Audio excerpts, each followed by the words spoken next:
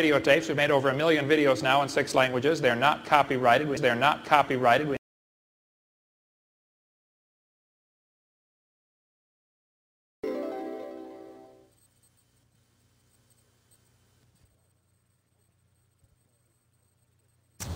Hello, my name is Kent Hovind from Pensacola, Florida. I was a high school science teacher 15 years. I now travel the country and speak on the subject of creation, evolution, and dinosaurs.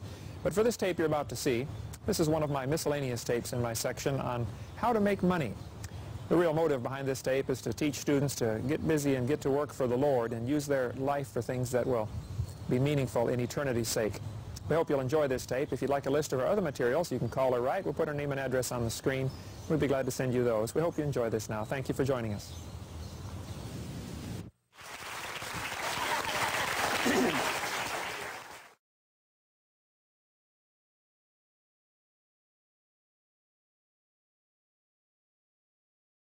Would you please? It's great to have all you students here from Rocky Bayou Christian School. This is one of the first schools I spoke to. I guess it's been almost 5 years ago, brother. Great when I first got started doing this, first in full-time evangelism, and it's a joy to have you here. But today I want to cover a little bit different subject, not on creation evolution so much. We've got videotapes, and I've spoken at your school a couple of times on that subject. How many of you go to a church where I have been to your church to speak on creation, evolution, and dinosaurs? Okay, great. How many go to a church where I have not been there yet? Okay, how many do not understand the question so far? All right. Either I have been or I haven't been. Great. Today I want to talk about a subject a teenager always interested in. Teenagers love this subject. How to make money. How many of you would like to learn how to make money? All right. Well, if you will pay very close attention for the next few minutes, I can give you some advice that will make you a fortune. And when we get done telling you how to make money, I'm going to tell you how to spend money.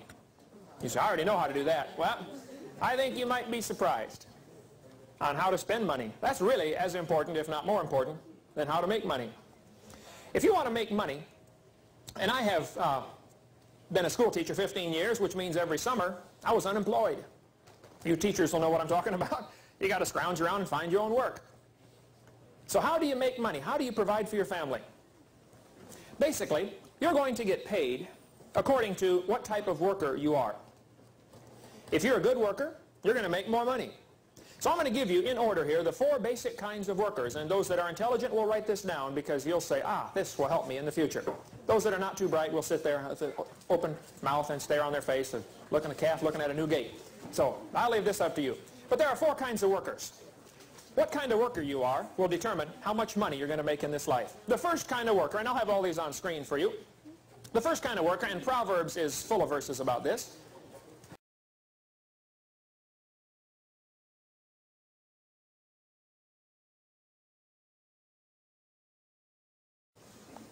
I said, I will loan you my ladder for 3 days.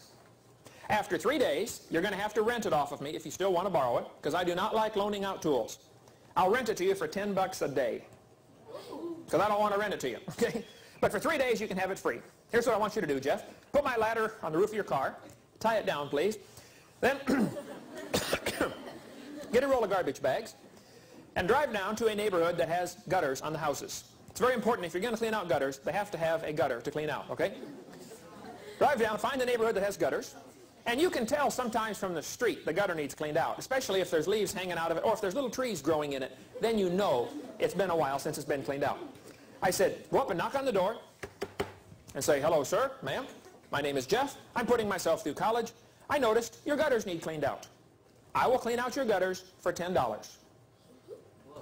Do not walk up to the door and say, hello, ma'am. My name's Jeff. I'm putting myself through college. Do you have any jobs you need done around here? They will not be able to think of any jobs that need done. But if you learn to see what needs done and do it. Now, let's suppose you got a bunch of money, okay? Here you are. You're loaded. Everybody's loaded. You got a bunch of money. You're a #1 worker now. Man, you walk down the hallway, you pick up the paper, you notice the chairs are not straight. You can walk into the classroom and straighten up the table, straighten up the chairs. Chalkboard needs wiped off. You spot it and you do it. You come home, dishes need done, you do it. Garbage needs taken out, you do it. Don't say a word. Don't ask for any glory. Just do it. Grass needs mowed, do it. Pretty soon your mom's going to say, wow, what's happened to my kid? And they're going to start trusting you with more things. So my parents don't trust me. They can't. You're a lazy slob. That's the problem. Okay?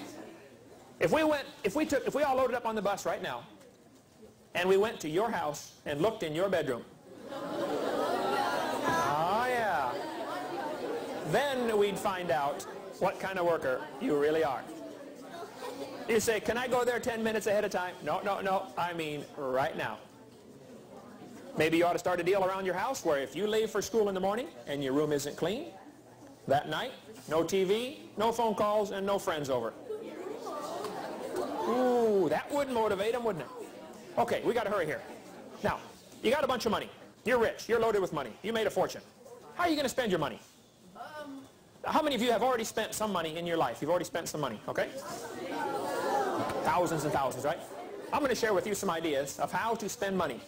But if you write these down, you can spend your money foolishly on things that are not going to last very long. Cars. I've had 94 cars since I've been driving. I like cars. I've had 52 motorcycles. I got 5 of them right now. I like motorcycles. I've never had a new any of those. Always had a used one. I fix them up, ride them around, sell them. Since I've been driving, age 16, I got my first Volkswagen for $300. Drove it for 6 months and sold it for $600. I thought, hey, this will work.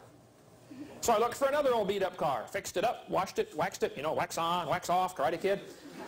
If it rattled, I fixed it, sold it, and made some money. I thought, hey, this will work.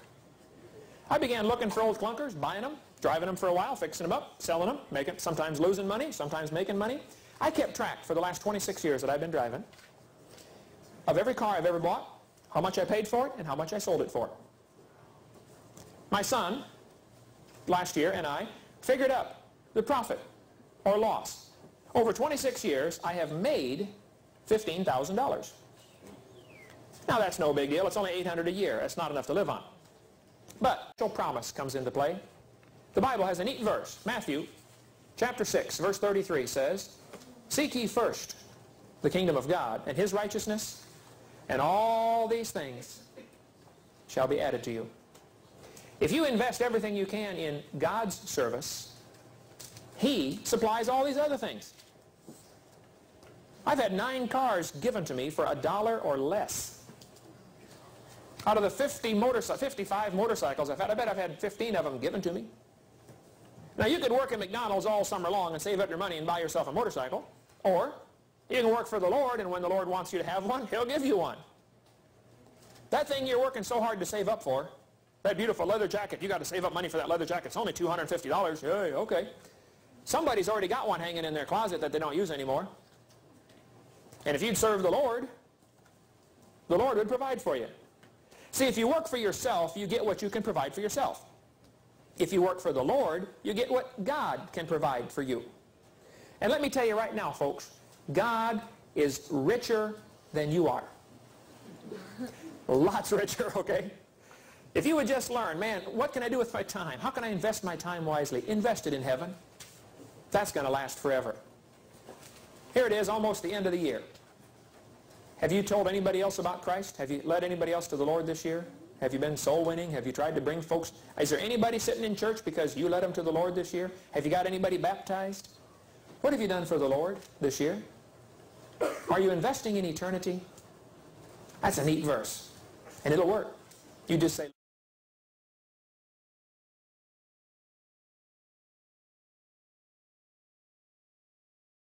by God. People say, I believe God used evolution. Well, then you got a different God than I do. It's not the clear teaching of the Bible, and I think it would be a retarded God that had to do that, to use evolution to get us here. Not a problem. My mom said something today about how the government's trying to file, or either the government or IRS is trying to put liens on all the other properties. How does she know that? I guess she talked to Behringer this morning, and Behringer said something about that. So I'm trying to find out more about that. Don't tell Behringer anything. He should not even know there are other properties. They're all different trusts. I mean, that's all Glenn has to do all that. Behringer's sticking his nose in where he doesn't belong. This case is against Kent and Joe Hovind. It has nothing to do with CSE. It has nothing to do with any other trusts. I agree, and I don't know what Mom has told him, and I doubt she would have told him anything like that. But just be sure Mom understands. Don't tell him nothing. He's you know, it's like Why don't you put Marcus Point on the list, too?